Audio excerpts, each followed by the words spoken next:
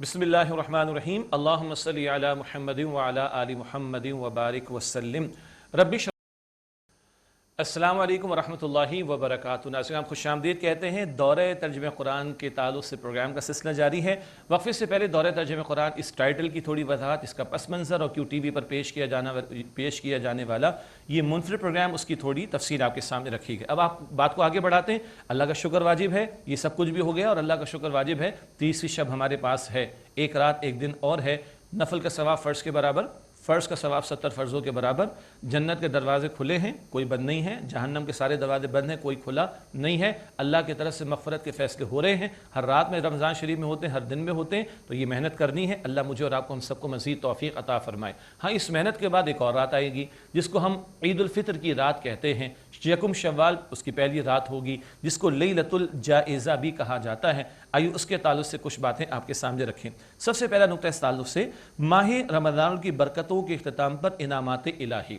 ماہ رمضان مکمل ہو جائے گا اور یکم شوال وہ عید الفطر کی رات ہوگی اور اللہ تعالیٰ کی طرف سے انعامات کے نزول کی وہ رات ہوگی۔ چنانچہ اہل ایمان کی محنتوں پر رب کریم کی طرف سے انعامات کی رات، انعامات رمضان میں بھی بہت عطا ہوئے، لیکن حدیث مبارکہ میں آتا ہے کہ بھائی یہ ایک ایسی رات ہے، اللہ کے رسول علیہ السلام نے فرمایا بندے کو اللہ تعالیٰ خوب نوازتا ہے۔ صحابہ کرام نے عرض کیا یا رسول اللہ صلی اللہ علیہ وسلم کیا یہ قدر کی رات ہوتی؟ آپ نے فرمایا کہ نہیں، یہ تو لیلۃ الجائزہ ہے، یہ انعام کی رات ہے۔ بھائی مزدور جب مزدوری کر لیتا ہے، کام پورا کر لیتا ہے، اس کو اجرت ملتی ہے نا، تو اللہ تعالیٰ کے بندوں نے سبحان اللہ کے بندوں نے ماہ رمضان گزارا، اللہ کی خاطر روزوں کا اہتمام کیا، اللہ کے خاطر اور فرائض کو انجام دیا، اللہ تعالیٰ کے خاطر انہوں نے حلال چیزوں کو چھوڑ دیا روزے کے دوران میں، اللہ کے خاطر رات کو کھڑے رہے، قرآن پاک کے ساتھ انہوں نے وقت گزارا۔ اتنی محنت کے بعد اب اللہ تعالیٰ ان کی مزدوری ان کو عطا فرمائے گا، تو یہ انعام کی رات ہے۔ پھر ایک اور اہم نقطہ، عید الفطر کی رات بھی بابرکت اور باعث اجر و ثواب ہے۔ افسوس یہ ہوتا ہے کہ یہ رات ضائع ہو رہی ہوتی ہے، اور افسوس یہ بھی ہے کہ آخری عشرے کی راتیں جہاں قدر کی رات تلاش کرنی ہے وہ کہیں بازاروں کی نظر ہو جاتی ہیں، سیر سپاٹوں کی نظر ہو جاتی ہیں، اور کچھ کھانے پینے کا اتنا شوق ہے کہ وہ مڈ نائٹ ڈیلز کے حوالے ہو جاتی ہیں، اور اب تو آن لائن آرڈر پلیسنگ بھی آ گئی ہے۔ وہ بھائی کھاؤ پیو، کسی نے منع نہیں کیا، مگر قیمتی اوقات کو تو ضائع نہ کرو نا۔ اور سب کو پتہ ہے کہ آخری راتوں میں شاپنگ جو کرنے جا رہا ہے تو اس کو کون سا مال ملے گا؟ مارکیٹ کے لوگ کہتے ہیں بالکل تھرڈ کلاس، معذرت کے ساتھ، اور پیسے بھی زیادہ ہوتے۔ ارے بھائی پہلے ہی کر لیتے، کمال بھی اچھا مل جائے گا، پیسے بھی کم ہو جائیں گے غالباً، ٹھیک ہے جی، لیکن اوقات کو ضائع نہیں کرنا۔ اور چاند رات میں اللہ اکبر، ہم نے کبھی ایسا بھی دیکھا کہ ویسے تو آج تو اعلان ہو گیا کہ چاند نظر نہیں آیا، لیکن جب چاند نظر آنے کا اعلان ہوتا ہے تو فوراً فائرنگ شروع ہو جاتی ہے۔ کیوں بھائی؟ شیطان بھی کھل گئے، ہم بھی کھل گئے کیا؟ اور اس کے بعد پھر سیر سپاٹے اور گھومنا پھرنا نہ۔ یہ جو چاند رات جس کو ہم کہتے ہیں، یکم شوال کی رات کہتے ہیں، جو عید الفطر کی رات کہلاتی ہے، جو لیلۃ الجائزہ ہے، یہ بھی بابرکت ہے اور باعث اجر و ثواب ہے۔ بعض روایات محدثین کے ہاں ان پر تھوڑی تفصیلات ہیں، لیکن بعض روایات سے یہ بھی ملتا ہے جو اس رات میں بیدار رہے، روز قیامت اس کا دل مردہ نہ ہوگا۔ اس رات میں جو بیدار رہا، کچھ وقت کے لیے وہ بیدار رہا، مراد اللہ کی عبادت میں اس نے وقت لگایا، تو قیامت کے دن جب دلوں پر مردگی چھائی ہوگی اس کا دل مردہ نہیں ہوگا۔ تو آج تو ہم 30ویں شب میں محنت کر رہے ہیں، اور اگلی جو رات ہوگی وہ بہرحال عید الفطر کی رات ہوگی، لیلۃ الجائزہ ہوگی، انعام والی رات ہوگی۔ ضائع نہیں کرنا، اپنے اوقات کو فارغ کرے۔ اچھا، کم از کم کیا کرنا ہے کسی بھی رات میں اجر و ثواب کے لیے؟ اگلا نقطہ، نماز فجر اور نماز عشاء با جماعت ادا کرنے سے رات بھر عبادت کا اجر ملتا ہے۔ نماز فجر اور نماز عشاء، چلے عشاء پہلے کر لیں، نماز عشاء یعنی با جماعت ادا کر لی تو آدھی رات کا اجر مل جاتا ہے، اللہ اکبر، عبادت کا۔ اور نماز فجر با جماعت ادا کر لی تو بقیہ آدھی رات کا اجر مل جاتا ہے۔ اور آپ کا میرا امتحان ہوگا، سچی بات بتا رہا ہوں میں، ہاں آپ کا میرا امتحان ہوگا چاند رات کی عشاء میں، آپ کا میرا امتحان ہوگا عید الفطر کی صبح فجر میں۔ کہاں گئے نمازی جنہوں نے فرائض کیا، نفل بھی ادا کیے تھے، سنتیں بھی ادا کی تھیں؟ کہاں چلے جائیں گے نمازی؟ یہ مسجدیں خالی ہو جائیں گی کیا؟ ہاں خدا نہ خواستہ یہ مسجد اللہ تعالیٰ کے سامنے شکوہ تو نہیں کریں گے، اللہ تیرے بندے کہاں چلے گئے، نماز بس مغرب ادا کی انہوں نے رمضان شریف، اس کے بعد غائب ہو گئے، اللہ اس سے محفوظ رکھے۔ تو فجر عشاء کی نماز با جماعت ادا کر لیں تو آدھی رات کا اجر مل جاتا ہے حدیث مبارک کے مطابق، اور فجر کی نماز با جماعت ادا کر لیں تو آدھی رات کا اجر مل جاتا ہے۔ اللہ کے رسول علیہ السلام کی حدیث کے مطابق خواتین کا سوال آ رہا ہوگا ہمیں کیا ملے گا؟ وہ بھئی خواتین کے لیے نماز کی جماعت کی پابندی نہیں رکھی گئی اور وہ مشقت میں ان کو نہیں ڈالا گیا، ان کی نماز گھر میں وہ ادا کر لے وہ افضل ہے، اور ان کو گھر بیٹھے ہی وہ اجر مل جائے گا جو مردوں کو باجماعت نماز میں مسجد میں یا جماعت کی نماز میں جا کر ملے گا۔ تو حاصل کلام اس رات میں قدر کرتے ہوئے اس رات کی اللہ کی عبادت کرنی ہے، اس کی بندگی بجا لانی ہے۔ ہاں رات کو آرام بھی کر لیجئے اور صبح ارلی اٹھ جائیں۔ ویسے سحری کے لیے اٹھ رہے ہیں تو اگلی ایک رات جو چاند رات ہوگی اس میں تھوڑا جلدی اٹھنا کیا مشکل ہے، چند رکعت تہجد کی نیت سے ادا ہو جائیں اور رات کے آخری حصے میں استغفار کا اہتمام ہو جائے۔ ہم نے پڑھا تھا نا سورہ الذاریات میں 26 سپارے کے آخر میں وَبِالْأَسْحَارِ هُمْ يَسْتَغْفِرُونَ، اللہ کے نیک بندے سحری کے اوقات میں استغفار کرتے ہیں، اور وہ آخری حصہ رات کا بڑا قیمتی ہوتا ہے۔ حدیث مبارک میں آتا ہے، پہلے بھی حدیث پیش کی گئی دورہ ترجمہ قرآن کے دوران میں، اللہ تعالیٰ اپنی شان کے مطابق پہلے آسمان پر نزول فرماتا ہے رات کے آخری حصے میں، اپنی شان کے مطابق اللہ نزول فرماتا ہے رات کے آخری حصے میں آسمان دنیا پر، اور اللہ فرماتا ہے کوئی دعا کرنے والا میں اس کی دعا قبول کر لوں، ہے کوئی بخشش مانگنے والا اس کو بخش دوں، ہے کوئی پریشان حال کی دعا کر اس کی پریشانی کو دور کر دوں۔ ہی ناکس ایٹ آر ڈورس، سارے وقت میں بندہ کہتا ہے اللہ قبول کر لے، اے اللہ قبول کر لے، اس وقت اللہ فرماتا ہے مانگ لے مانگ لے مانگ لے۔ اور یہ ہر رات میں، سارے سال کی ہر رات میں، کہ رات کے آخری حصے میں اگر 9 گھنٹے کی رات ہے تو آخری 3 گھنٹے سمجھ لیں، آخری حصہ رات کا 1/3 اللہ تعالیٰ اپنی شان کے مطابق آسمان دنیا پر نزول فرماتا ہے۔ تو عید کی رات میں بھی تھوڑا جلد بیدار ہوں، اللہ تعالیٰ مجھے بھی توفیق دے اور آپ کو بھی توفیق دے، نمازوں کا اہتمام کر لیں، نوافل کا اہتمام کر لیں، استغفار کا اہتمام کر لیں۔ اسی طرح مزید میں عرض کرتا ہوں اس رات میں نوافل، تلاوت قرآن، ذکر الہی اور دعاؤں کا اہتمام کرنا چاہیے۔ یعنی ایسا نہ ہو اللہ نہ کرے اس ماہ مبارک ماہ رمضان میں خوب محنتیں ہوئیں اور اگلے ہی دن جو پہلی رات آئی ہے شوال کی اس میں سب ضائع ہو جائے، اللہ تعالیٰ اس سے بڑی ناقدری ہوتی ہے۔ مطلب میں لگی لپٹی بات نہیں کرنا چاہ رہا، بڑی ناقدری ہوتی۔ عشاء میں لوگ غائب ہوتے ہیں، فجر میں اور لوگ غائب ہوتے ہیں، کیا کر رہے ہیں آخر؟ ابھی پورا مہینہ برکت والا گزارا، کوئی ثمرات نہیں اس کے، کوئی تربیت نہیں ہوگی ہماری، کوئی زندگی میں چینج نہیں آئے گا، کوئی بہتری نہیں آئے گی، خدا را ناقدری نہ کریں۔ اللہ تعالیٰ فرماتا ہے نا، ایک آیت کریمہ آپ کو تھوڑی دیر پہلے تلاوت کر کے ہم نے سنائی، سورہ ابراہیم کی آیت نمبر 7 ہے، لئن شکرتم لازیدنکم، اگر شکر کرو گے مزید نعمت دوں گا۔ آگے کیا الفاظ ہیں سورہ ابراہیم آیت نمبر 7، وَلَئِن كَفَرْتُمْ إِنَّ عَذَابِ لَشَدِيدٌ، اور اگر تم ناشکری کرو گے تو میرا عذاب بھی بڑا شدید ہے۔ اور ناشکری کیا ہے؟ ابھی نعمت ملی ہوئی ہے نیکیوں کی اور فوراً ضائع کر دیں تو یہ ناشکری نہیں۔ 30 دن لگا دیے تم نے تو 31ویں دن جو آیا پہلا دن شوال کا تم نے ضائع کر دیا، اس کو فوراً دین اینڈ دیر تم نے ضائع کر دیا، کس قدر بڑی ناشکری ہوگی۔ اللہ کہتا ہے وَلَئِن كَفَرْتُمْ إِنَّ عَذَابِ لَشَدِيدٌ، اور اگر تم ناشکری کرو گے تو میرا عذاب بھی بڑا شدید ہوگا۔ اسی لیے اگلا نقطہ میں نے نوٹ کیا ہے، اس رات کو فضولیات اور گناہ کے کاموں میں بسر کرنے سے اجتناب کرنا چاہیے۔ گناہوں سے بچنا، فضولیات سے بچنا، یہ ہماری اولین ذمہ داری ہے۔ ماہ رمضان کے روزوں کا حاصل کیا ہے؟ آگے بھی ذکر آ جائے گا، سورۃ البقرہ آیت 183 ہے، البقرہ آیت نمبر 183، لعلکم تتقون، تاکہ تم میں تقوی پیدا ہو جائے۔ اور تقوی کیا ہے؟ بچنا گناہوں سے۔ جی، اور ایک اور نقطہ سمجھیں، جب برکت والی کوئی رات ہو، برکت والا کوئی دن ہو، برکت والا کوئی مہینہ ہو، برکت والا کوئی مقام ہو، دوبارہ عرض کرتا ہوں، برکت والی رات ہو، برکت والا دن ہو، برکت والا مہینہ ہو، برکت والا مقام ہو، تو عمل کا اجر بڑھ جاتا ہے نا، ماہ رمضان نفل کا ثواب فرض کے برابر ہو جاتا ہے۔ تو برکت والی رات، دن، مہینہ، مقام، اجر بڑھ جاتا ہے خیر کے کام کا۔ اسی طرح علماء فرماتے ہیں ڈرنا چاہیے، گناہ، نافرمانی، برے کام، ان کی شدت بھی بڑھ جاتی ہے برکت والی رات، برکت والے دن، برکت والے مہینے یا برکت والے مقام پر۔ جیسے نیکی کا اجر بڑھ جاتا ہے، گناہ کی شدت یعنی اس کا گناہ کا شدید ہونا اور اس پر سزا کا ہونا، اس پر عذاب کا ملنا، یہ اور بڑھ جاتا ہے۔ تو بھائی قیمتی راتوں کو قیمتی بنانا ہے، ضائع نہیں کرنا۔ ہاں سچی بات عرض کروں، ایک بندہ سو جائے اس رات میں، نماز تو فرض ہے، نماز تو فرض ہے وہ ادا کرنی، اور 5 نمازیں فرض ہیں، یہ نہیں کہ وہ اچھا عشاء میں اور فجر میں کیونکہ اجر ملے گا تو عشاء فجر پڑھ لو، عید کے دن نمازوں کی چھٹی، کوئی چھٹی نہیں ہے۔ نماز فرض تو ادا کرنی ہے بھائی، نو ڈاؤٹ اباؤٹ دیٹ، کوئی کمپرومائز نہیں، کوئی اس میں ریبیٹ، کوئی ڈسکاؤنٹ نہیں اس کے اندر۔ لیکن عرض کرنے کا مطلب ہے نماز اس نے ادا کر لی، ایک بندہ سو گیا ہے، وہ نسبتاً زیادہ بہتر ہے اس کے مقابلے میں جو فضولیات میں پڑا ہوا ہے. یہ کم سے کم گناہ سے تو بچ گیا نا جی. اور ایک اور پتے کی بات سمجھ لیں, نیکی فرائض کے علاوہ بات کر رہا ہوں, نیکی کوئی بندہ نہ کر پائے اس پر اللہ کا غضب نہیں بھڑکتا. گناہ کرے بندہ اس پر اللہ کا غضب بھڑکتا ہے. آئی ریپیٹ اگین, نیکی ایک بندہ نہ کر پائے تو اس پر اللہ کا غضب نہیں بھڑکتا, گناہ کے کرنے پر اللہ کا عذاب بھڑکتا ہے. پچھلی قوموں کے واقعات بار بار ہم نے پڑھے نا, کس پر عذاب آیا؟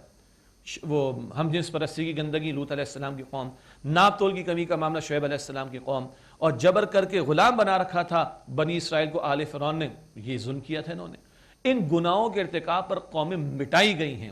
تو بھائی وہ بندہ جو سو گیا نا وہ بہرحال بہتر ہو جائے گا اس سے جو باہر گھوم رہا ہے یا گھر بیٹھے فضولیات میں. اب تو باہر بھی نہیں جاتے نا, دنیا ہاتھ میں آ گئی اور فضولیات میں لگے ہوئے.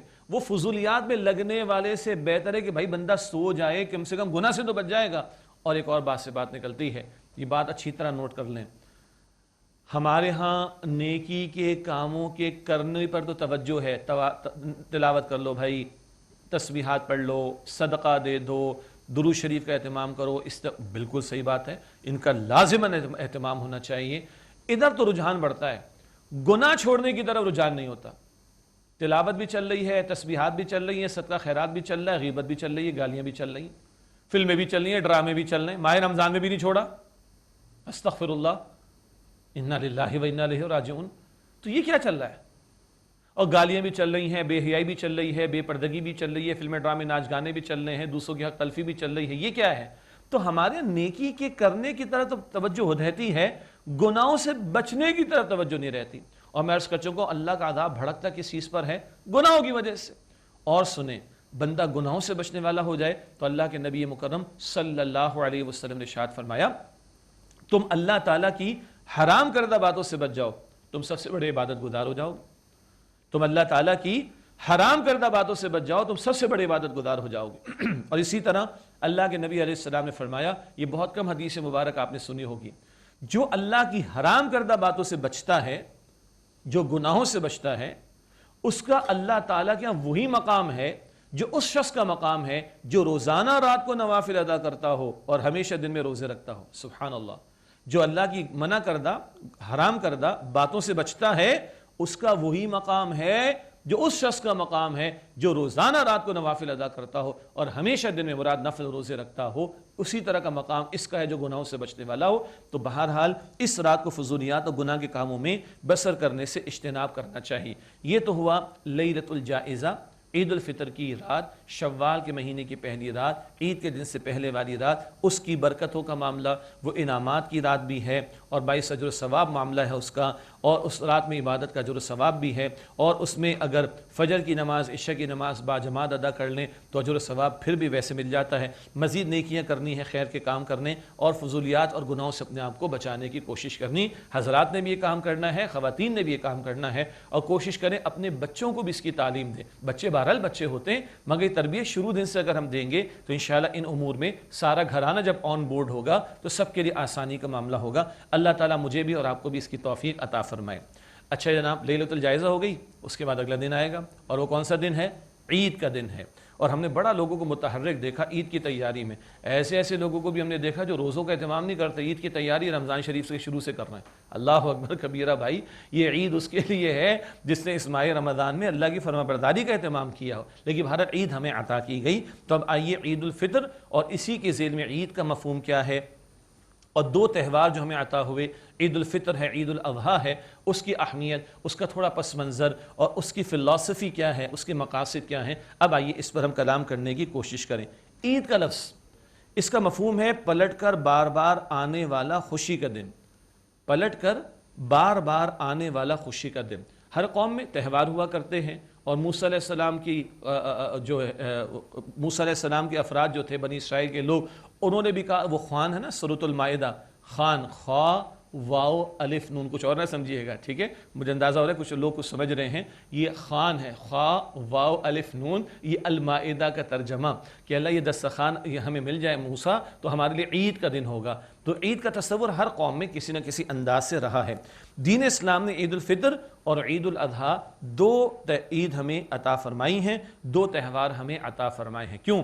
ہمارا دین فطرت ہے، چنانچہ فطرت انسانی میں خوشی منانے کی خواہش تو موجود ہے۔ انسان چاہتا ہے کہ کوئی موقع اس کو ملے، وہ اس کو سیلیبریٹ کرے، وہ دوسروں کو شیئر کرنا چاہتا ہے، اپنی خوشی میں دوسروں کو شریک کرنا چاہتا ہے۔ یہ فطری جذبہ ہمارے اندر ہے، اور یاد رکھیے گا دین اسلام دین فطرت ہے، اسلام دین فطرت ہے، وہ فطری انسانی جذبات کا اس میں لحاظ رکھا گیا ہے۔ ہمارا دین اسلام جو ہے وہ خالق کا عطا کرنا ہے نا، اور ہم نے سورہ ملک کے مطالعے میں پڑھا تھا الا یعلم من خلق، کیا وہی نہ جانے گا اللہ جس نے پیدا فرمایا؟ تو اللہ تعالیٰ نے ہمیں پیدا فرمایا، وہ جانتا ہے کہ ہماری حاجات کیا ہیں، ہماری ضروریات کیا ہیں، اسی نے ہمیں پیدا کیا، اسے معلوم ہے کہ ہمارے فطری تقاضے کیا ہیں۔ چنانچہ انسانی فطرت میں یہ بلٹ ان ہے، بات ودیعت شدہ ہے یا موجود ہے، یہ اس کا تقاضا ہے کہ بندہ خوشی منانا چاہتا ہے۔ چنانچہ اللہ سبحانہ و تعالیٰ نے ہمیں عید الفطر بھی عطا فرمائی اور عید الاضحیٰ بھی عطا فرمائی۔ اور ہر قوم کو آپ اٹھا لیجئے، ان کے کوئی نہ کوئی تہوار ہوا کرتے ہیں، لیکن یاد رکھیے گا اللہ سبحانہ و تعالیٰ نے جو تہوار ہمیں عطا فرمائے وہ بڑے عظیم الشان ہیں۔ اب آئیے عید الفطر پر بات کر لیں۔ عید الفطر کے دن کو یوم الانعام بھی کہا گیا، اور اس کی جو رات ہے، جو شوال کی پہلی رات، اس کو لیلۃ الجائزہ۔ تو لیلۃ الجائزہ انعام کی رات ہے، اور یوم الانعام ہے عید الفطر کا دن۔ کیسے بھلا؟ حدیث مبارک میں آتا ہے اللہ تعالیٰ کی شان کریمی کا بیان۔ ہم تو جا رہے ہوتے ہیں نا عیدگاہ کی طرف یا مساجد میں جہاں عید کی نماز کا اہتمام ہو رہا ہوتا ہے، ہم جا رہے ہوتے ہیں، فرشتے راستوں میں موجود ہوتے ہیں، اور فرشتوں کو اہل ایمان کی مغفرت پر اللہ سبحانہ وتعالیٰ گواہ بناتا ہے۔ اللہ اکبر! اور اس کا انداز کیا ہے؟ حدیث مبارک میں ذکر آیا اللہ سبحانہ وتعالیٰ فرشتوں کو گواہ بناتا ہے، میں تمہارے سامنے تمہیں گواہ بناتا ہوں، میری عزت کی قسم، میرے جلال کی قسم، میری شان بلند کی قسم، اے میرے فرشتوں گواہ رہنا، میں نے ان بندوں کو بخش دیا ہے، جاؤ اپنے گھروں کو لوٹ کر جاؤ، خوشی خوشی واپس جاؤ نماز ادا کرنے کے بعد۔ اللہ اکبر کبیرہ! تو بھائی یہ رات بھی بڑی قیمتی ہے، انعام والی رات، یہ دن بھی بڑا قیمتی ہے، انعام والا دن، جو عید الفطر کا دن مجھے اور آپ کو، ہم سب کو عطا کیا گیا۔ اب ایک اور انداز اس کو سمجھیے، دو عیدیں سالانہ ہمیں عطا ہوئیں، عید الفطر اور عید الاضحیٰ، یہ با مقصد تہوار ہیں اور با وقار تہوار ہیں۔ اللہ تعالیٰ نے ایسے نہیں ان کو فکس کر دیا، بلکہ بڑی حکمت کے ساتھ اور بڑے وقار کے ساتھ اس کو فکس کیا گیا۔ آپ غور فرمائیں، ماہ رمضان عظیم الشان مہینہ اور ایک عظیم الشان عبادت روزہ، اس کی تکمیل ہوتی ہے تو عید الفطر عطا کر دی گئی۔ اور دوسری طرف دیکھیے حج کا موقع ہے، ذی الحجہ کا مہینہ، حج جیسی عظیم عبادت مکمل ہو رہی ہوتی ہے، 9 تاریخ کو عرفہ کا دن اور 10 تاریخ کو وہ بڑے مناسک جو ہے وہ ادا کرتے ہیں حجاج، اور اس کے ساتھ عید الاضحیٰ ہمیں عطا کر دی گئی۔ تو دو عظیم عبادات، روزہ اور حج، ان کے اختتام پر ہمیں عید عطا کی جا رہی ہے، عید الفطر اور عید الاضحیٰ۔ اور حضور نے فرمایا بڑی شان کے ساتھ اس بات کو صلی اللہ علیہ وآلہ وسلم، لِكُلِّ قَوْمٍ عید وَهَذَا عِيدُنَا، ہر قوم کی عید ہوتی ہے لیکن یہ ہماری عید ہے۔ اور اس عید کو دیکھیے آپ، سبحان اللہ، صدقہ فطر کی تلقیم ہے نا، مسائل تو علماء نے بیان فرما دیے، اور کیو ٹی وی پہ سحری کی نشریات اور افطار کے موقع کی نشریات، صبح و شام کی نشریات میں سوالات بھی آپ کے آگئے، مفتیان کرام نے جواب بھی دے دیے۔ صرف یاد دہانی، وہ بھائی صدقہ فطر پہلے ادا کر لیں، یہ جو بھاگتے بھاگتے عید کی نماز کے موقع پر ادا کرتے کوئی اچھی بات نہیں ہے۔ ہم نے آپ نے شاپنگ کر لی ہے نا؟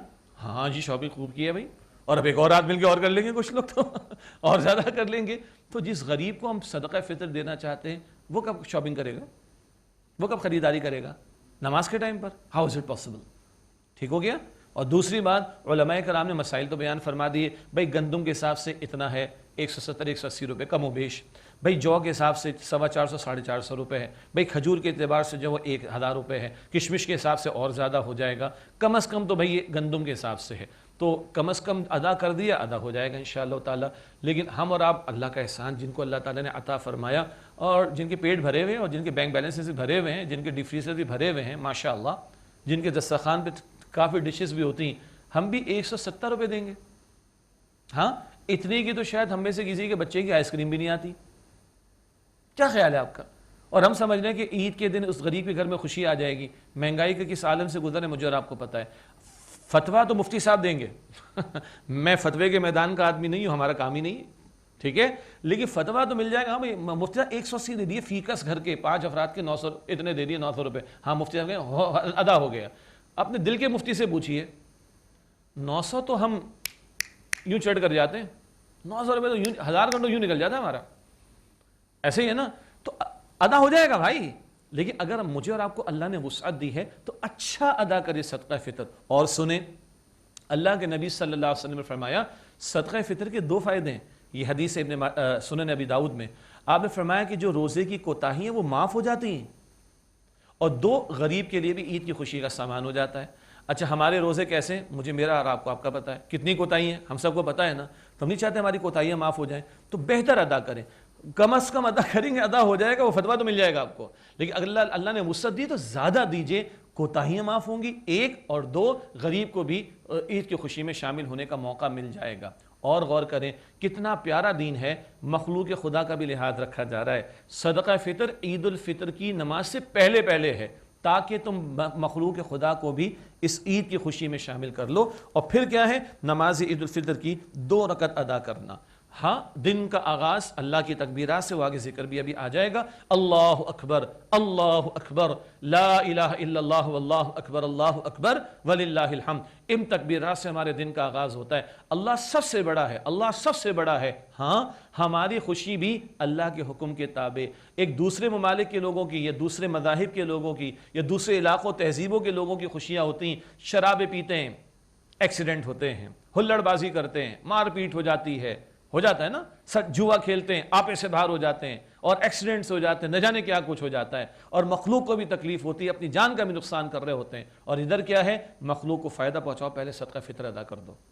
ہاں, اور رب کا بھی حق ادا کرو, اس کی تکبیر بلند کرو, رب کے سامنے جھک کر 2 رکعت ادا کر کے اپنے دن کا آغاز کرو, اپنی خوشی کا آغاز کرو. مسلمان کی خوشی بھی رب کے حکم کے تابع ہوتی ہے, اور مسلمان کی عید بھی رب کے حکم کے تابع ہوگی. اور مسلمان جو خوشی منائے گا وہ باوقار انداز سے منائے گا. اور کتنا پیارا دین یہ بتا رہا ہے کہ اس عید میں حقوق اللہ اور حقوق العباد دونوں کو ادا کرنے کا حکم ہے. نماز عید ہے, اللہ کا حق ہے, اور صدقہ فطر ادا کرنا حکم اللہ کی طرف سے ہے, رسول اللہ علیہ السلام کے ذریعے سے. البتہ وہ غریب کو سپورٹ کر رہا ہے, غریب کی مدد ہو رہی ہے, تو حقوق اللہ بھی ادا ہوتے ہیں, حقوق العباد بھی ادا ہوتے ہیں. اور بقرعید کے موقع پر کیا ہوتا ہے, سبحان اللہ, نماز عید الاضحیٰ جلدی ہوتی ہے, آپ کے علم ہے نا. عید الفطر کی تھوڑی تاخیر سے ہوتی ہے, بھائی صدقہ فطر ادا ہو جائے. عید الاضحیٰ کی نماز جلدی ہوتی تاکہ قربانی جلدی پیش کرو, اور قربانی کے گوشت میں غریب کو بھی شریک کرو. سبحان اللہ, معاف کیجئے گا, تو عید الفطر کی نماز تھوڑا تاخیر سے تاکہ صدقہ فطر ادا ہو, غریب کا بھلا ہو.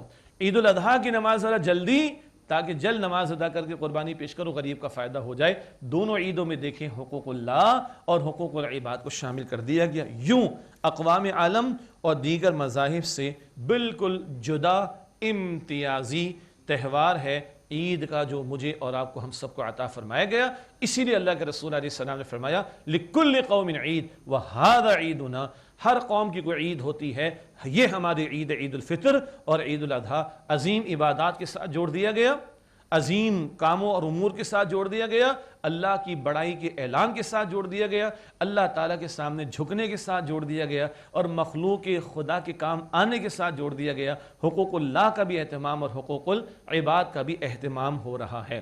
یہ ہے عید الفطر کے تعلق سے اس کا تھوڑا سا فلسفہ, اس کا تھوڑا سا پس منظر, کہ فطرت انسانی میں شوق ہے, ایک ارج ہے, ایک چاہت ہے خوشی منانے کی. ہمارا دین رہبانیت نہیں سکھاتا, ہمارا دین ہمارے فطری جذبات کو چینلائز کرتا ہے, صحیح رخ پر ڈھال دیتا ہے. ہاں خوشی مناؤ, ذرا ادب کے ساتھ, ذرا باوقار انداز سے, پھٹ نہ پڑو کہ اپنا نقصان کر ڈالو, مخلوق خدا کا نقصان کر ڈالو, یہ نہیں ہونا چاہیے. تو ہمارے فطری جذبات کا اس دین نے خیال رکھا, اور ہمیں 2 تہوار اللہ تعالیٰ نے عظیم الشان عطا فرما دیے. اور ان دونوں تہواروں میں اللہ تعالیٰ کی تکبیرات بھی, یہ تکبیرات بھی پڑھ لیں, ذرا یاد کر لیں, اور ذرا ان کے الفاظ پہ اللہ اکبر, اللہ سب سے بڑا ہے, اللہ سب سے بڑا ہے, لا الہ الا اللہ, اس کے سوا کوئی معبود نہیں, واللہ اکبر, اور اللہ سب سے بڑا ہے, اللہ اکبر, اللہ سب سے بڑا ہے, وللہ الحمد, تمام تعریف اللہ کے لیے, بڑائی صرف اللہ تعالیٰ کے لیے.